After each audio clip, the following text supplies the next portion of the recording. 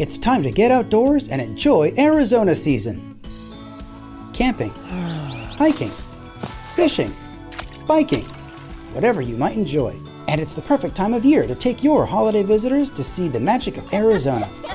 Visit azstateparks.com/amazing and plan your next outdoor adventure. Arizona State Parks and Trails wants to remind you to respect the outdoors, keep your distance from wildlife, and pack up all trash that you pack in. Arizona State Parks and Trails. You are listening to the Hiking Radio Network, where we talk the walk with shows by hikers, about hikers, for everybody. I'm wondering if you'd go wandering with me through the wilderness and woods to where the winds are blowing free, through the darkness of the night, heading toward the morning. Welcome to the Jester Section Hiker Podcast with the spotlight on section hikers. And I'll spread the word and you beat the drum. We'll round up the troops and get the gang to come. And we'll leave the streets and these neighborhoods, head over the river. Welcome back, everybody. You are listening to Jester Section Hiker, the premier podcast with the spotlight on section hikers. And I'm your host, Julie Jester Gayhart. For this episode, I am back to speak with a guest that has basically spent her entire life section hiking and backpacking on the Pacific Crest Trail and the Pacific Northwest Trail. As you will hear, Colleen Drake is a lifetime section hiker and was hiking on the Pacific Crest Trail even before it was officially the PCT. She also has some particular rules for her section hiking, and as you will hear, we had a good laugh going over some of those rules. Thanks for joining me, everybody, for another week of the podcast. And if this is your first time tuning in, I appreciate you joining in on the fun. Now let's get on to that interview with Colleen Drake. All right, you guys, welcome back to the podcast. And I am really excited to introduce my guest. But before we get into everything that we're going to talk about, please welcome with me Colleen Drake, or otherwise known as Teacup. Welcome to the show. Thank you, Julie. I'm glad to be here. We are smiling at each other already. And you guys, we have already been talking. I do want to fill you guys in. Colleen and I have been emailing each other. We almost about a year now. Is that right? Yes, almost. Right before COVID times, because I was actually looking for guests that were out west section hikers that were either on the Pacific Crest Trail, the Pacific Northwest Trail. Did I get that right? The Yes, Pacific you did. Northwest Trail. Yes. And Colleen fits the bill of all of that. And you guys will hear, I mean, Colleen's been section hiking before section hiking even existed, because you just turned 71. Is that correct? That is correct. Just a week ago. And I got to tell you guys right now, she does not look 71. She has on an awesome purple shirt and her hair matches. So that's the visual I'm going to give you. So Colleen, let's just start off. I mean, you're 71. You've been hiking your entire life. When did this start?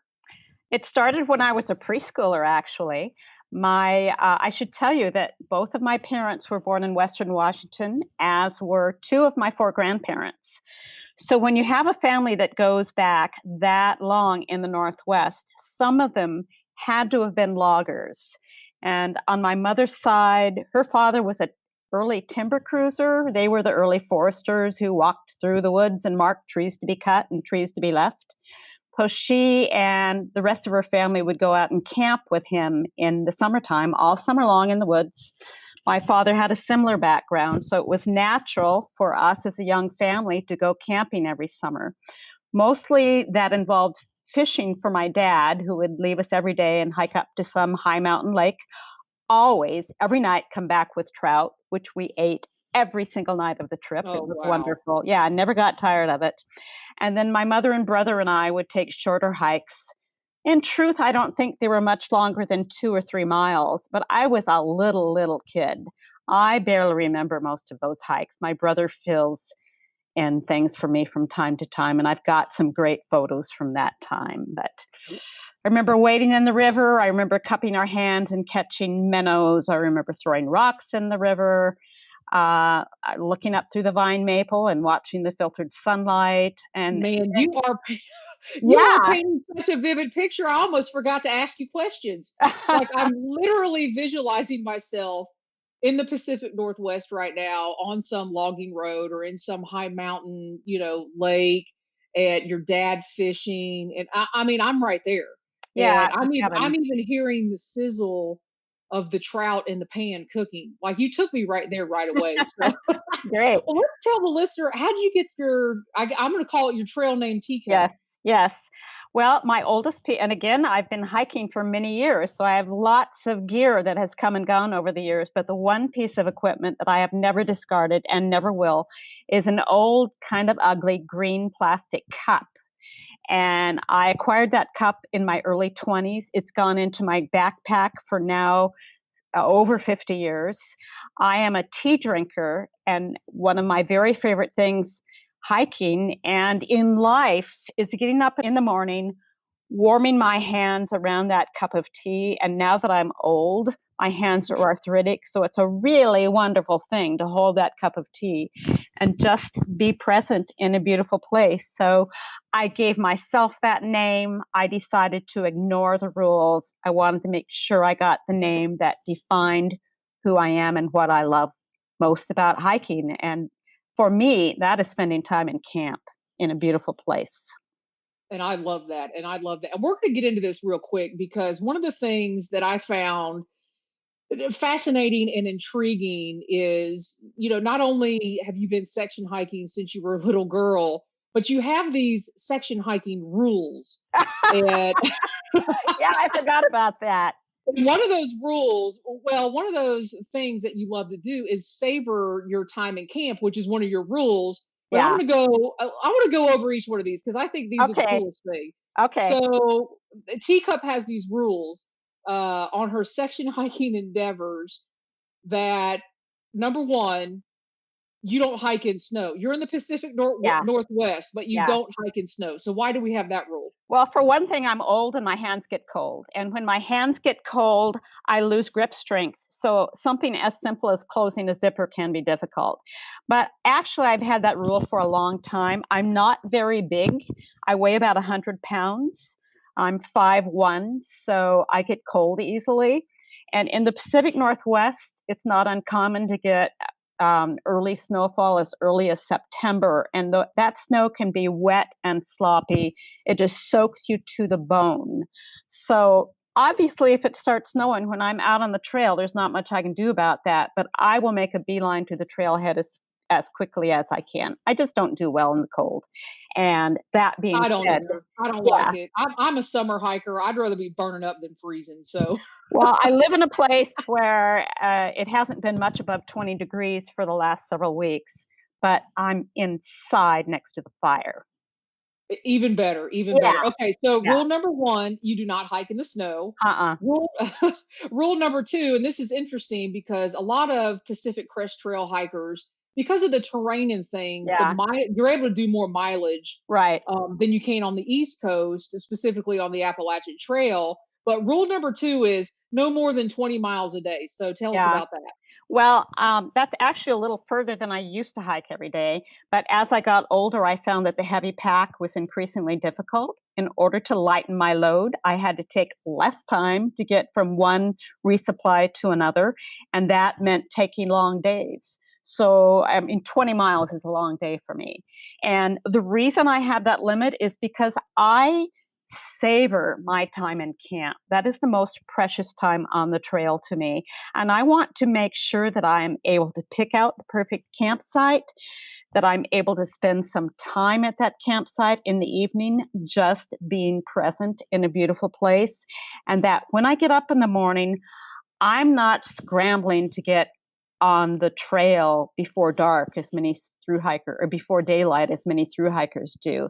I want that time with my cup of tea, maybe a book of poetry, and just, as I said, to be present in a wild and beautiful place. And number three, I think this will go along with number two. and number one is Okay. the third rule that you said to me, and I guess these are in no particular order. You just No. have these rules Yeah. that you're not going unless you're going to have fun. Right.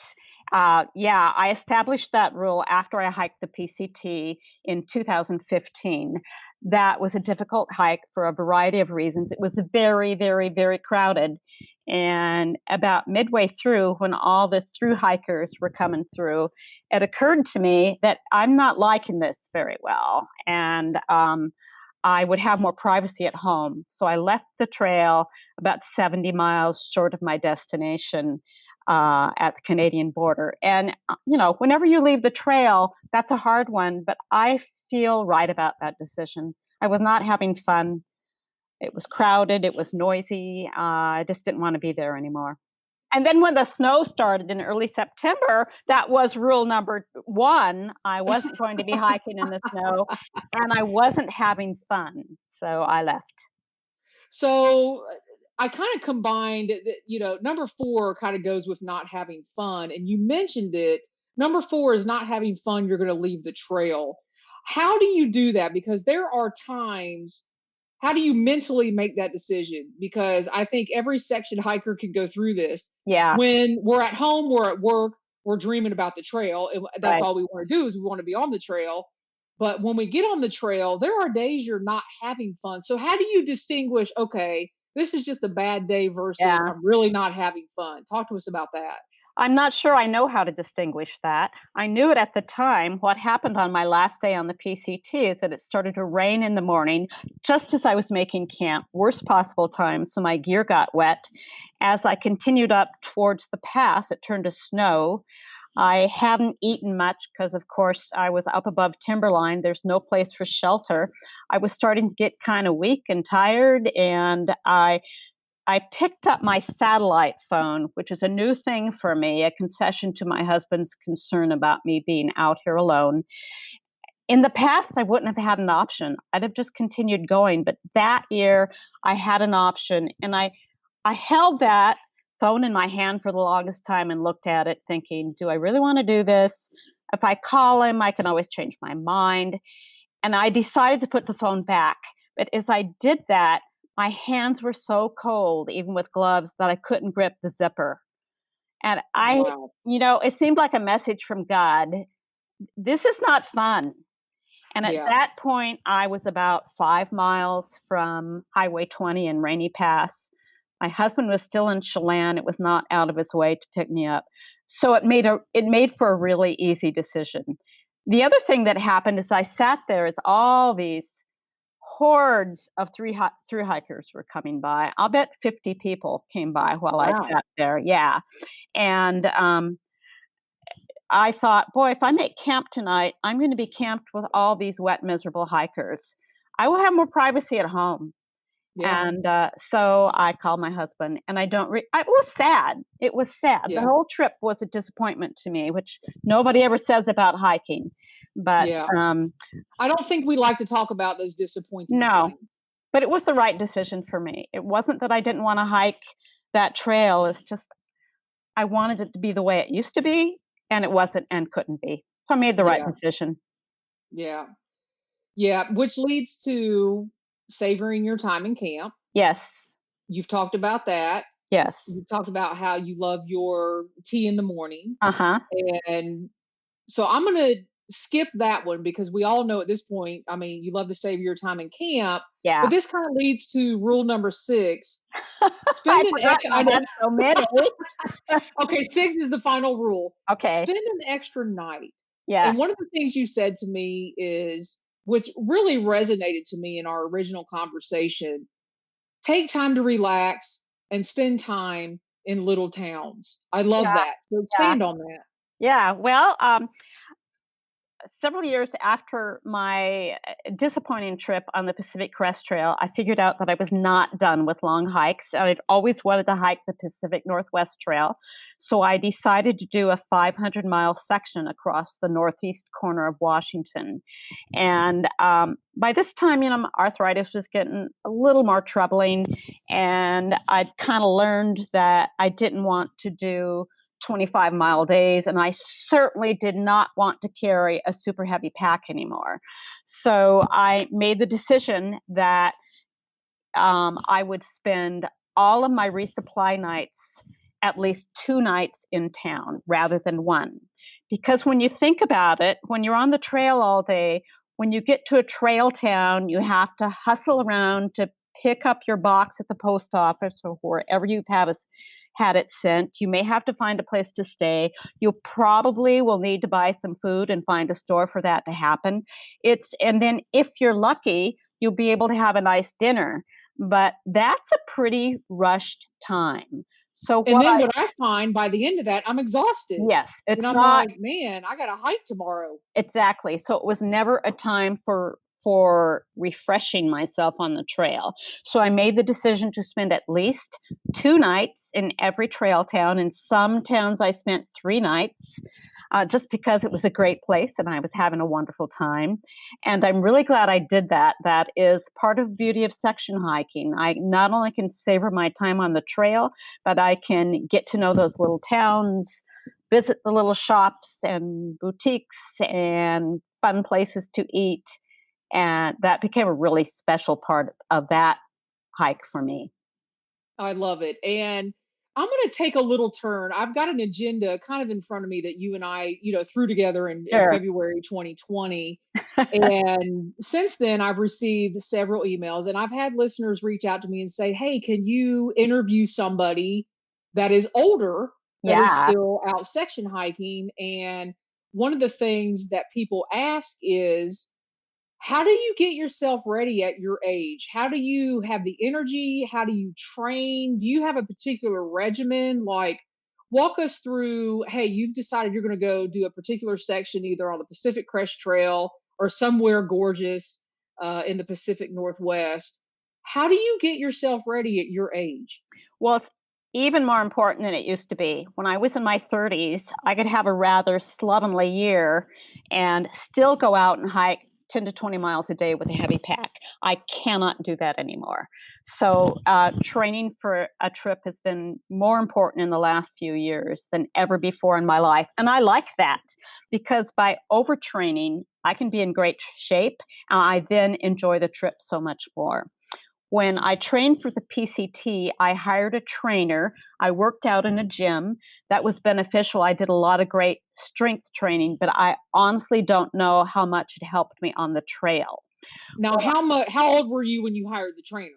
I was 65. That was my Medicare birthday, so I wanted to do the PCT.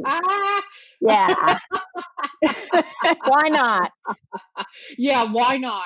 Okay, so you're 65, you're like, man, I'm getting a trainer and I'm gonna, it's good for your bones Yeah, and stuff like that. absolutely. So when you say you don't know how it helped you on the trail, expand on that. What he had me working with for cardio was a stair climber, which, that's kind of like hiking uphill, but I don't think it toughened my feet in the way that a long distance hiker needs. So when I decided I had to hike the Pacific Northwest Trail, it's almost like I didn't want to do this, but I started thinking about it and then I couldn't get out of my mind. I bought Liz Thomas's book, Long Trails. I don't know if you're familiar with that. Oh, is her snorkel? Oh, yes, yes. Yes, yes. So that was my Bible. And, by this time, bear in mind, I'd been hiking almost 60 years. It was really, really hard for me to pick up a book and tell myself, I have something to learn about hiking. But her section on training was probably the most beneficial thing I could have done to prepare for that trip. I started training in January, 6 months before the trip. And I lived on the Olympic Peninsula then, so I could literally hike every day, even though it rained. It's not ever cold. There's very little snow. So I hiked every day. I would add 1 mile a week, which doesn't sound like very much, but by July, I was doing 5 to 10 miles a day, as well as one long trip every week, usually an overnight. And I trained myself mentally, which was probably the most important part of that training. I would set a day of the week to go hiking or backpacking. And then no matter what happened, I would go. That meant if it was pouring down rain, I went anyway. And it would usually do 10 to 20 miles. And I felt not only that I had toughened myself physically, but mentally. And I felt that I overtrained, and that was deliberate. I often did more than 20 miles a day when I was training.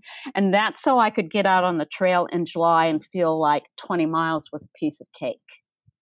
Now, when you were doing that, you guys, I'm telling you right now, she is smiling and grinning from ear to ear as she's telling these stories. It's taken everything I have not to laugh and all and let you tell this, because I just love this so much. That here you are, a woman of a certain age, and Yeah. you're like, I'm not letting that define me. I'm not letting that do anything. I'm going to do what it takes. If it takes me 6 months in advance before I'm going to go on my section hike, that's what I'm going to do. And you did another cool thing that we talked about, and I want you to tell this story. So when you decided that you were going to go, I don't know if it was the Pacific Northwest Trail or the Pacific Crest Trail, that you were going to go do this 500-mile section or whatever it was. You like called up your friends and said, "Hey, Oh, I'm yeah. sending packages to you. I'm doing this and that." So talk to us about that. Well, when I decided to do the trail, I decided I didn't want to have to mail everything to post offices. And I had always have had lots of friends, some that I used to hike with, but many others who just like to hear about my hikes. So when I got the idea for the trail, everyone said, "Oh, let me know. I'd love to help." So I figured out my itinerary and where and when I was going to do resupplies. And then I sent out an email to all of the people who had expressed an interest, thinking, well, hopefully I can get most of those resupplies covered. And if I don't, then I can always mail myself a box if I need to. Within an hour, I had all of those resupplies covered, and I had people emailing me asking to be placed on a wait list in case someone had to cancel. So I had more than enough support. It was really, really wonderful. I mean, you had like a Teacup support team. I Yes. mean, wow. Yeah, I really did. And because I carried that darn satellite phone, I had people. This was kind of different for me because I'm not a techie. Until a few years ago, I didn't even carry a cell phone with me. But on this trip, I had a Garmin. I had people texting me. I had people helping me with a route finding because the PNT is really challenging that way. I had my knitting friends back at home marking my place on the map once a week, and it was just really wonderful. My daughter came to meet me, my grandson, several friends. That was part of the experience for me, was meeting all of these wonderful people in town, having a great dinner, doing some sightseeing. That was an important part of the trail for me than being on the trail. Wow. And Yeah. that's a profound point. Because I have found that a lot of times I'll get more out of a town than I will actually like hiking the trail. Yeah. And do you think that's because of the people that you're meeting, the town vibes? Well, just to give you an example of how important that was for me, when we got to the little town of Republic, my daughter and I were just walking down the street, and I walked by a real estate office. That's a very dangerous thing to do. Okay, now where is Republic? So us East Coasters, what state is Republic in? It's in Washington State in the northeastern corner. I hesitate to say this because I don't want everybody rushing here immediately, but it is one go to Republic, okay? Yeah, period. you will hate it. You'll hate it. It is the most sparsely populated area of Washington State and one of the least dense populated areas in the entire nation. So it was right up my alley. So here we are, nestled between two mountain ranges. I look at this picture of a log home, and boy, I was sunk. So when my husband came to pick me up in Oroville at that point, by that time, the entire Pasayten Wilderness was closed due to forest fires. So we had some extra time. I said, let's go back to this little town. I think you might like it. We did. We looked at the house. We bought the house. And last summer, I moved here to this beautiful place north of town. I am surrounded by ponderosa pine forest. Oh, wow. Yeah, I'd only been in the house for about a week when my puppy and I saw a cougar walk across the land not far from where we were. I cannot imagine. Yeah, yeah, I live in heaven. It's like being on a permanent backpacking trip. We heat with a wood stove. Yeah, we have to plow the road. It is heaven. It is heaven. I love it here. And and you guys, I also should tell you this too. Colleen has gone way out of her way to record this episode. I think it started off, we were hoping that the software that we use, it's called Squadcast. We were hoping that it would go to the iPhone. Well, that hasn't happened. Yeah. And then Colleen put out on Facebook, "Hey, has anybody got any internet?" And I don't know what happened to No, that. that went nowhere. And then you were calling hotels, Yeah. like, "Hey, do you guys have a conference room?" And where are you at now? Where are we recording with you? I am in the lovely Eureka Gulch Community Center, which is a wonderful community resource for our little town that has very limited infrastructure. We have a dependable Wi-Fi signal here. The owner, Greg Sheffield, has been immensely helpful to get me set up. I am definitely a technophobe, so that was a wonderful resource to have. And where I live, we do have an internet signal, but it's dependent on line of sight. So if it's a foggy day, as it is today, I don't have a signal, and our Wi-Fi is not too dependable. Well, I'm glad you're there, and the listeners are now glad that you got all this lined up at the community center, and I'm very thankful. So I've got several more questions for you, but Okay. I want to ask you why you decided to be a section hiker versus through hiking a trail, because obviously you have a love for the trail. Did you ever have that calling to hike 2,100 miles or 1,100 miles? I think the PNT is 1,000 or something like that. 1,200. Talk to 1,200. Yeah. Talk to us about section hiking in your world versus through hiking. Well, first of all, I want to tell you that if I had been born maybe 10 or 20 years later, I probably would have been a through hiker. That's what I wanted to do. It was not realistic for me. I was a single mother for most of my adult life. I had a job. For most of my last 20 years of working, I was on call 24 hours a day, 7 days a week. The only time I was not is when I was hiking. So it was not realistic for me to be away from home for much more than a week at a time. But I did nevertheless take really, really long treks. I would add usually 1 day a year. And so I'd start out with 8 days, the next year 9 days. I kept doing that until I was up to 14 days alone in the mountains with no resupply. So that was a very heavy pack. Now, wait a minute. So Yeah. 14 days, no resupply? Yeah. And Wow.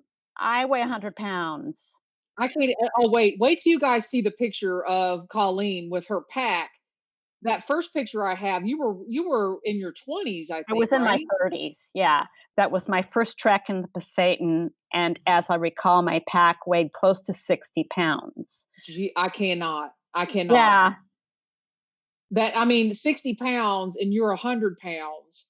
Yeah. It And was then, too so what's heavy. your pack now? Like, are you day hiking?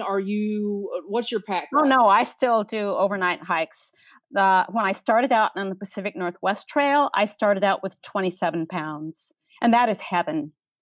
I had to make that change. I had some bad falls with those heavy packs. And but I want to tell you that was before anyone ever used the term ultralight. It did not exist, and they didn't make packs for my size frame. So if something would happen with that heavy pack, I'd get ready the night before. I'd put that pack on and think, "Oh, I can't possibly carry this," and then I'd put it in the trunk of my car. I'd drive off to the trailhead the next day. I'd put on that pack and think, "Oh, I can't possibly carry this heavy pack." And then I did. And I'd hike maybe 10, 12 miles the first day. and you'd kind of forget that the pack was too heavy to carry. And it became a metaphor for my life at that point. I was a single mother. I'd been through an ugly divorce. There were lots of things at that time that felt burdensome and too heavy to carry, but I always did.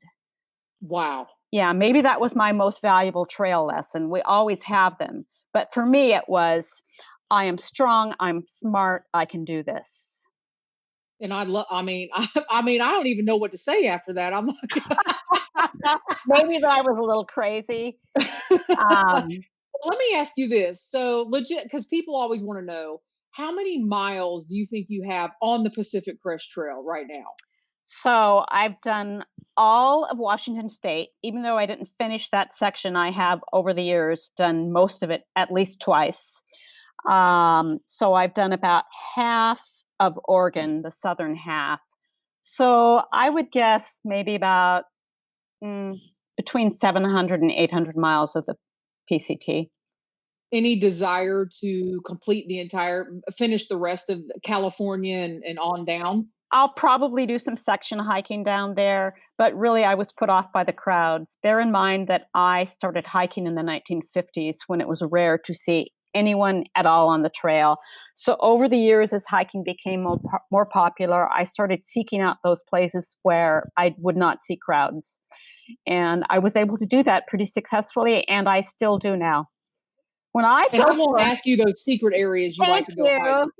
I appreciate that. We'll talk about that offline. But, there we go. So, on how many miles do you have on the Pacific Northwest Trail, which, by the way, is one of the national scenic trails? One of the newer ones. That summer 2 years ago, I did about 350, and then the entire Pasayten Wilderness was closed, so I had to cut that short. But I've done all of Washington, with the exception of the stretch from Mount Baker to the Sound, and that's because that's all pretty much road walking. I've done all of Whidbey Island and all of the Olympic Peninsula and all of the coast. So I probably have done, I would think, again, between 700 and 800 miles on the PNT. I've not done any of the Montana or Idaho section. I love the PNT. That's one that still calls to me. And it was not crowded. Yeah, it was not crowded. It's getting more so every year. And that's one of the reasons why it seemed important to do it then, because I knew it would continue to get more crowded. Well, I know you love the Pacific Northwest, the Pacific Crest Trail, the Pacific Northwest Trail. And honestly, you've blown my mind on this interview. But I have stalked you a little bit on Facebook. And yeah. And I know you have another love of your life. Yes. Which is a tall animal, I'm going to say. So your dog. Lulu. Talk about Lulu is an amazing dog. She seems like she's as tall as you are. So tell us about Lulu. Well, my dear old friend Willie died 3 years ago. And when that happened, I was in my 60s. I thought, I'm not getting another dog. I'll never find another dog like Willie. And then, I'd always been interested in standard poodles. It just happened that year, this would have been a year and a half ago, that a neighbor down the street showed up with a friend visiting who had her pregnant poodle. And I went down to visit those puppies when they were 3 weeks old. Lulu crawled into my lap, and she's been there ever since and in my heart. I adore that dog. I can tell. Yeah, she's a wonderful hiker. She's my soulmate. When I get my day pack out, she is there at the front door. She leaps into the back of the car, and she is there with me on the trail. She's been a joy. Now, how is she on trail? Is she an explorer, or, will she overnight with you as well? I haven't taken her on any overnights yet. I tried camping with her by pitching my tent in the front yard. I don't know how much you know about poodles, but they're very vigilant, cautious dogs. And she spent most of the night standing up, growling at every noise. And so we're going to have to deal with that because sooner or later I want to take her out overnight. But not yet. And I was at home, so it was easy. When I just decided I need some sleep, we went inside, and she was fine with that. But when she's with me, she stays very close. She rarely gets out of sight. She's a great hiking dog. She's, she chases critters, but not very far. Last summer, Lulu and I actually saw a wolf on the trail. Oh, whoa. Yeah, they are around here. I knew that. I knew sooner or later I was going to encounter one, and I was really worried about her that she would go off. But again, poodles are very cautious. She just stood there and watched, which blew me away. The wolf ran away. When we got up to where the wolf had been, of course, she squatted and peed. That was the only sensible thing for a dog to do. Well, right. But she never chased it. Wow. Yeah, I was happy about that because I worry about her. You wonder I always wonder, like, what is the dog really thinking? Like, I mean, that is a tough, Yeah. it's like a wolf. Whoa. Yeah, and I wondered what the wolf was thinking. Now, this is a standard poodle. It was thinking this. Well, Lulu made it through. Lulu made it through. She did. She's great. So listen, you made a statement to me, and we haven't talked about it, I think, since February. You said that you were thinking of writing a book, and I'm not sure if Yeah. you're in the process of writing a book.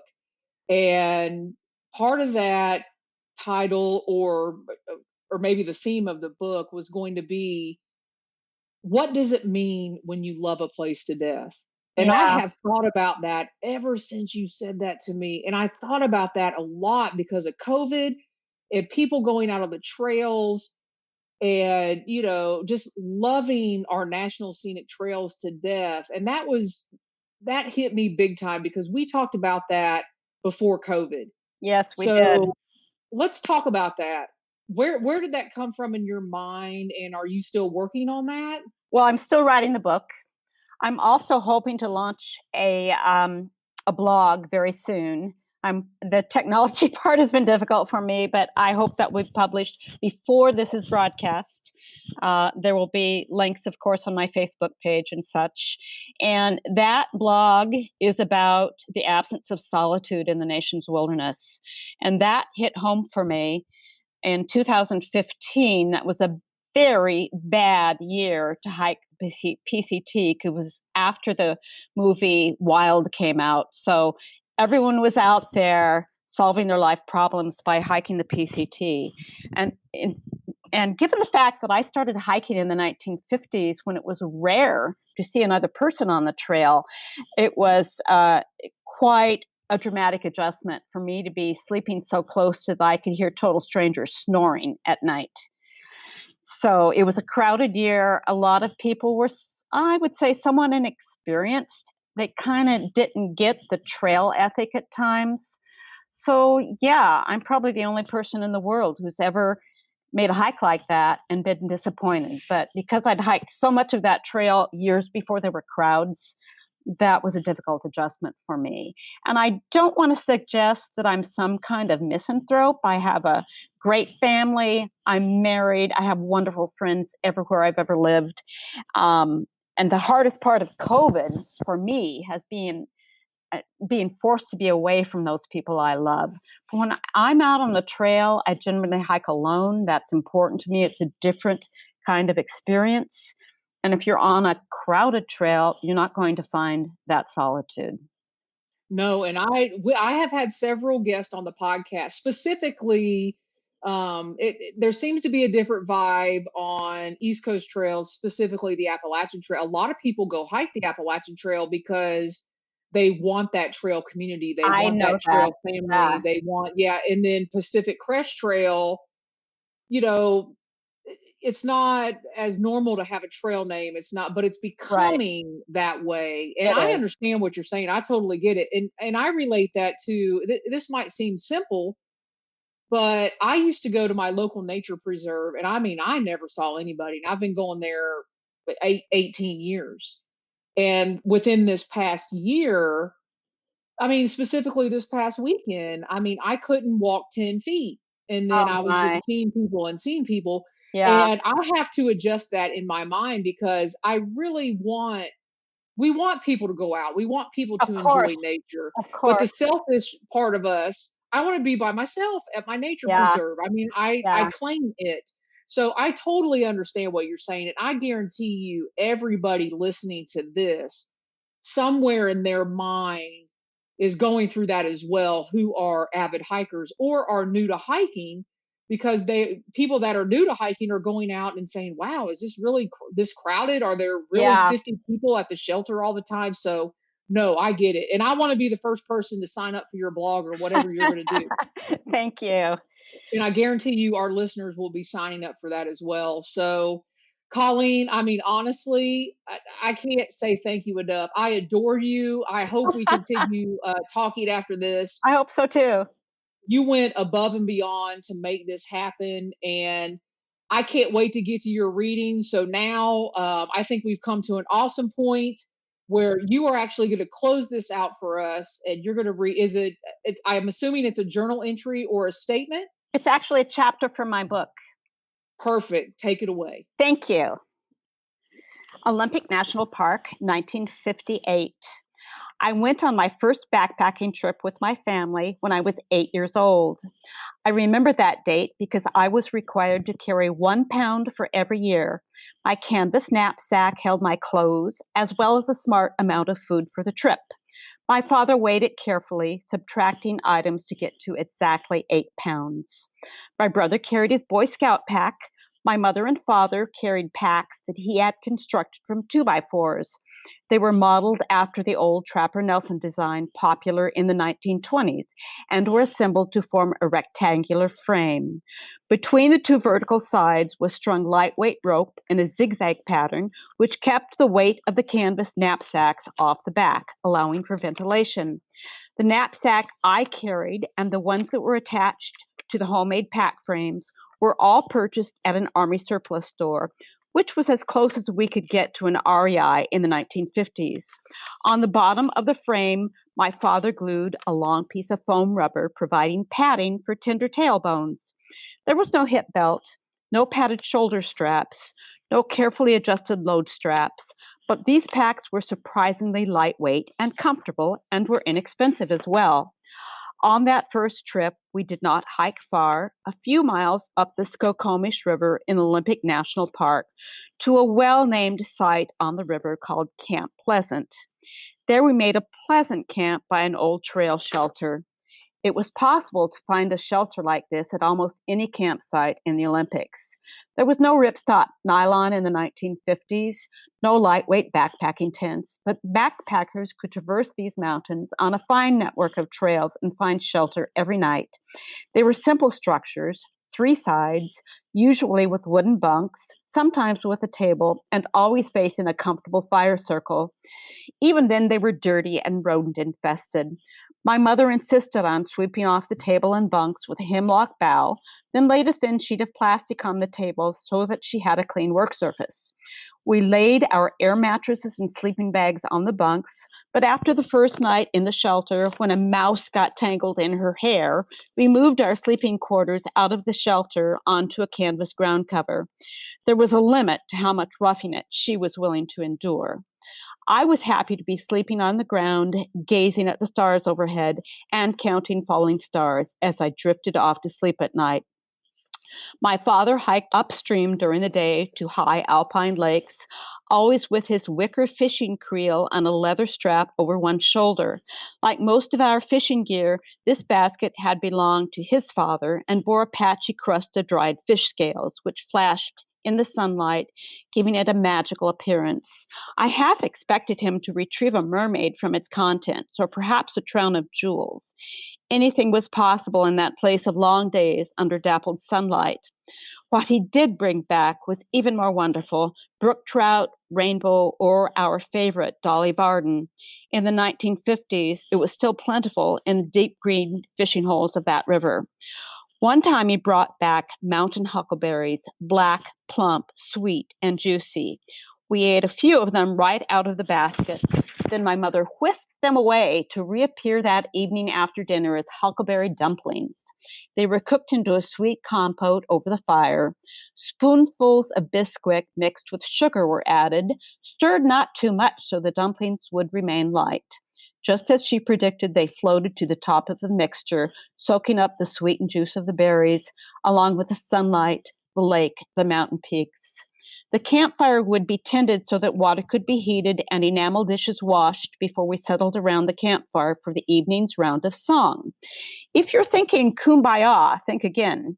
My parents met in our high school orchestra. My father earned his way through college with a dance band, and my mother sang operatic soprano and played the violin. In place of camp songs, we learned Verdi and swing band tunes. My father had neither his clarinet nor his saxophone, but joined my mother's beautiful voice with his fine tenor. Together, our voices rose with campfire smoke and circled the treetops. I would look up to the sky, expecting a choir of angels to join us, or at the very least, an alien spaceship pausing to take in the beauty of this strange species. One time, an angel did perch above us on a tree limb. We did not feel its presence until it lifted its great wings and flew off, a snowy owl making its way into the sky. It must have lingered to enjoy the music. When it flew away, I felt the wind on my face, a feeling so wild, so close. I knew I had entered some other realm of living, and I wanted to stay there forever, a realm with fish scales and huckleberries and owls. How could I then return to that other world where I would be required to wear a dress and buckled shoes with white ankle socks instead of hiking boots? I would sit at a wooden desk and practice long division, which was not nearly so interesting as fish scales and owls.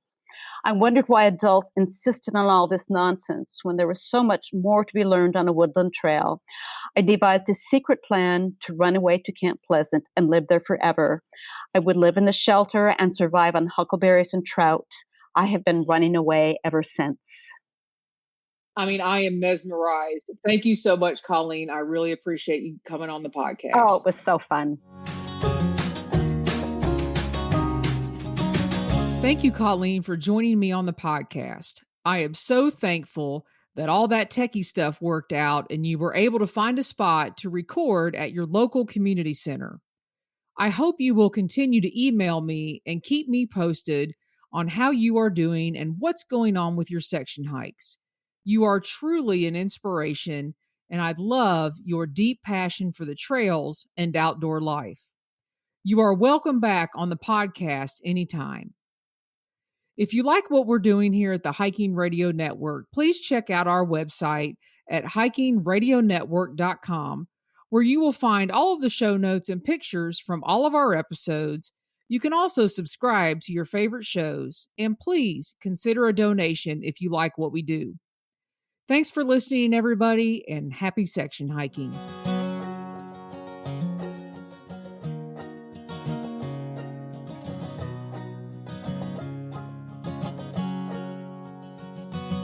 I'm wondering if you'd go wandering with me through the wilderness and woods to where the winds are blowing free, through the darkness of the night, heading toward the morning light. I wonder if you'd wander with me, and I'll spread the word and you beat the drum. We'll round up the troops and get the gang to come, and we'll leave the streets and these neighborhoods, head over the river and through the woods. You're wondering if I go wandering with you, what kind of trouble we'll get ourselves into. Would it be wrong to tag along with a band of vagabonds? You wonder if I'd wander with you. So I'll spread the word and you beat the drum. We'll round up the troops and get the gang to come, and we'll leave the streets and these neighborhoods, head over the river.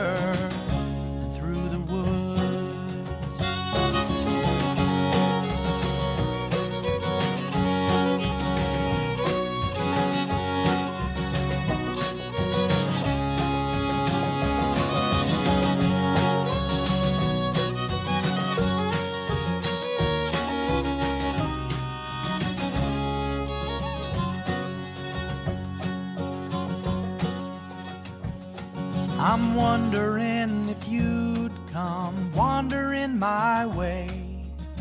If you ever get lost, or if the trail leads you astray, the music of the pack can always bring you back. I wonder, can we wander away? And I'll spread the word, and you beat the drum. Round up the troops and get the gang to come, and we'll leave the streets in these neighborhoods, head over the river and through the woods.